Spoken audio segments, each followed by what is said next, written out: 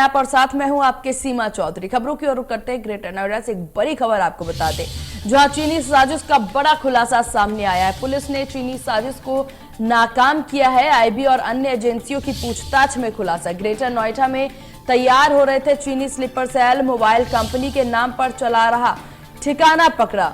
वहीं आपको बता दें, ग्रेटर नोएडा में रहकर चाइनीज कर रहे थे भारत की जासूसी। चाइनीज क्लब के नाम पर पब और गेस्ट हाउस बनाया। तो इस वक्त की बड़ी खबर आपको बता रहे हैं, जहां चीनी साजिशों को नाकाम करती पुलिस नजर आ रही है। आईबी और अन्य एजेंसियों के पूछताछ में ये पूरा खुलासा यहां पर सामने आया है, जहां ग्रेटर नोएडा में तैयार हो रहे थे चीनी स्लीपर सेल। और इसको लेकर के देखिए, पुलिस के हाथ ये बड़ी सफलता लगती नजर आई है। ग्रेटर नोएडा में रह करके चाइनीज कर रहे थे इस तरह की हरकत, जिसको पुलिस ने यहां पर गिरफ्तार किया है। तो चीनी साजिश यहां पर नाकाम हो गई है। जिस तरह की साजिश को अंजाम वो देना चाहते थे, पुलिस की सतर्कता से उस सारी साजिशों का यहां पर पर्दाफाश हो गया है। तो चीनी साजिश का ये बड़ा खुलासा सामने आया है, जहां पुलिस ने चीनी साजिश को नाकाम कर दिया है। जिस तरह की साजिश इनकी बनती नजर आ रही थी, छुप छुप कर स्लीपर सेल बनाने की पूरी तैयारी थी इनकी, वहीं इसको लेकर के पुलिस के हाथ ये बड़ी सफलता लगी है, जहां चीनी साजिशों को नाकाम करके ये बड़ा खुलासा पुलिस द्वारा किया गया।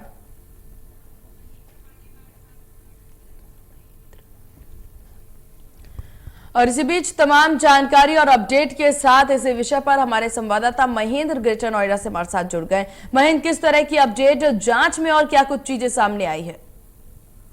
देखिए, जैसा कि मैं आपको बता दूं, 13 जून को चाइना बॉर्डर, जो महाराजगंज बॉर्डर है, वहां इन दोनों को गिरफ्तार किया गया था, क्योंकि उन पे शक हुआ था एसएसबी के जवानों पे कि ये चीनी घुसपैठी हैं। उसके बाद जब उनसे पूछताछ की गई तो जिसके ठिकाने पे रह रहे थे वो गुरुग्राम में उसका दोस्त था, उसको फिर गिरफ्तार किया, उससे पूछताछ की गई।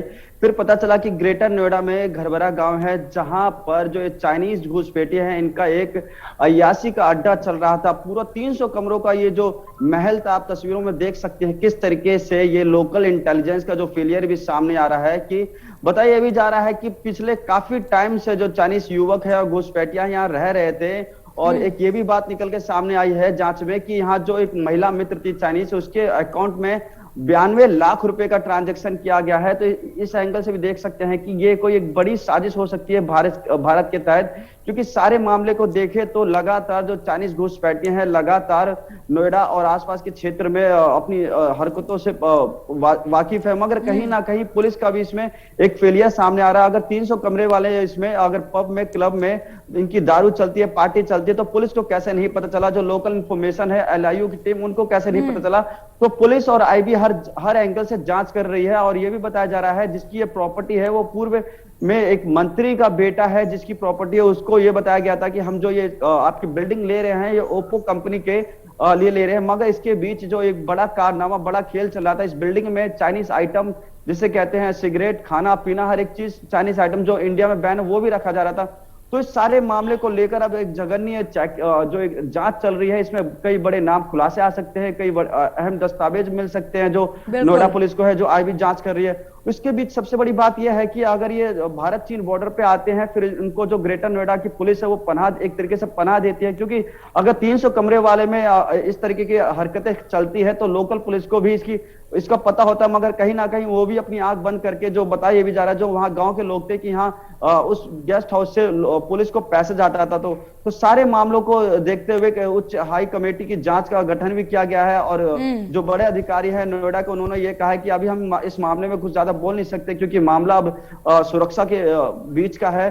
तो अक्सर हमने देखा है जब भी ग्रेटर नोएडा साइड में या दादरी साइड में हमने देखा, अक्सर जो घुसपैठिए हैं, चाहे वो चीन के हो, चाहे वो दूसरे देश के हो, यहाँ इसलिए रहते हैं क्योंकि पूरा देहात क्षेत्र पड़ जाता है। और यहाँ पुलिस की जो नाकाबंदी होती है वो कम होती है, जो लोकल इंफॉर्मेशन होते हैं एलआईयू की टीम, वो भी यहाँ कम होती है। तो कुल मिलाकर एक तरफ ये सरकारी फेलियर बताता है। और जो ये जांच अभी आगे जाए, इसमें कई और खुलासे होने वाले हैं। अहम दस्तावेज मिले हैं, पेन ड्राइव, लैपटॉप और तमाम चीजें मिली हैं। आपको बता दें कि जांच एजेंसी ने यह भी कहा है कि जो 92 लाख की ट्रांजेक्शन, इसमें कुछ कैश भी हैं और कुछ ऐसे पैसे भी हैं जो भारत में बैन है। तो आप सोचिए किस तरीके से इस पूरे अंजाम को देखा जा रहा है। और रही बात पुलिस आला अधिकारियों की, अभी वो हर चीज में बचते हुए नजर आ रहे हैं, कुछ भी बोलने में सामने नहीं आ रहे। वो बस ये बात कह रहे हैं कि अभी जांच का जी विषय है, जांच चल रही है। बिल्कुल महेंद्र, और देखिए इस तरह की स्थिति बहुत बड़ी लापरवाही यहाँ पर है। और इसी बीच हमारे साथ वीएन झा फोन लाइन पर डिफेंस एक्सपर्ट जुड़ गए हैं। आपका बहुत स्वागत है सर इंडिया न्यूज पर। धन्यवाद सर, जिस तरह की ये स्थिति यहाँ पर सामने आई है कि चीनी स्लीपर सेल यहाँ पर कार्य कर रहे हैं, 300 कमरों का यहाँ पर एक पूरा मकान जो है उसमें ये तमाम जो कार्य है वो चल रहा है, और इस पे लापरवाही अगर सवाल पूछा जाए, किसकी लापरवाही साफ तौर पर देखी जा सकती है? बहुत बहुत धन्यवाद अपने चैनल पे बुलाने के लिए। देखिए, ये सब जो चीन की जो ये एक्टिविटीज हैं ये नई नहीं है।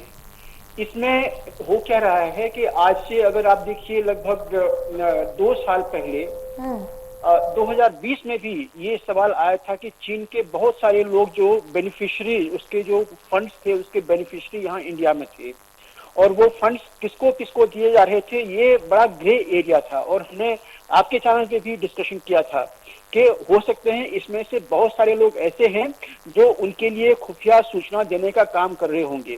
तो ये जो चीजें हैं ये काफी दिनों से चल रही हैं। अब चीन का एक जो स्लीपर सेल कह लीजिए या एक इंफॉर्मेशन सेल कह लीजिए, ये यहाँ पे नोएडा में मिला हुआ है, तो इसको थोड़ा सा जांच करने की जरूरत है। देखिए, हमें अपने इंडियंस पे पूरी आंख मूंद के डिसबिलीव नहीं करना चाहिए, हमें उन पे भरोसा रखना चाहिए। बहुत सारे लोग ऐसे हैं जो काफी नेशनलिस्ट हैं, वो मतलब देश के बहुत प्रेमी हैं वो लोग ऐसे स्पाई एक्टिविटी में नहीं जाएंगे। लेकिन कुछ ऐसे भी हैं जो पैसे के लिए बिक सकते हैं। तो ये जो अभी पाया गया हुआ है, यहाँ पे वास्तविक स्थिति तो पूरा जांच करने के बाद निकलेगा, लेकिन इसमें हमें डिसबिलीव नहीं करना चाहिए। खास करके जब से ये कोरोना का संक्रमण आया हुआ है, बहुत सारे लोग जो अनऑर्गेनाइज्ड सेक्टर से वो वहां से छूट गए हैं, उनको अभी जीविका का साधन नहीं है, तो उनके लिए अगर कोई भी पैसे उसको देने के लिए तैयार है कि तुम ये पैसे लो और हमें ये इंफॉर्मेशन दो, तो हो सकता है कि कुछ लोग अपनी जो ईमान है उसको बेचने के लिए तैयार हो जाएं। लेकिन इसमें थोड़ा सा कॉशन रखने की जरूरत है। बिल्कुल ब्लैंकेट इनको ये कहना कि ये सारे स्पाइज हैं, जासूस हैं, चीनी जासूस हैं, ये थोड़ी सी ज्यादती होगी। थोड़ा सा हमें धैर्य रख के इनकी मर्यादा का पालन करते हुए ये ध्यान रखना पड़ेगा कि आखिर कर क्या रहे थे। चीन के लिए अगर कोई काम कर रहे हैं तो क्या काम कर रहे हैं वो, क्योंकि आप ये भी याद रखिए अभी आज के दिन में नोएडा में ही बहुत सारे ऐसे चीनी जो मैन्युफैक्चरिंग सेल्स थे पहले के, जो मोबाइल के थे, वो अभी भी काम कर रहे हैं। उसमें काम करने वाले इंडियन ही हैं। क्या ये उन्हीं में से कोई एक है? तो इन सब चीजों को आपको याद रखना पड़ेगा। लेकिन इस फैक्ट से भी डिनाई नहीं किया जा सकता है कि आज के दिन में भारत की सरजमीन पे बहुत सारे चीनी जासूस, बहुत सारे पाकिस्तानी जासूस, ये लोग यहाँ काम कर रहे हैं।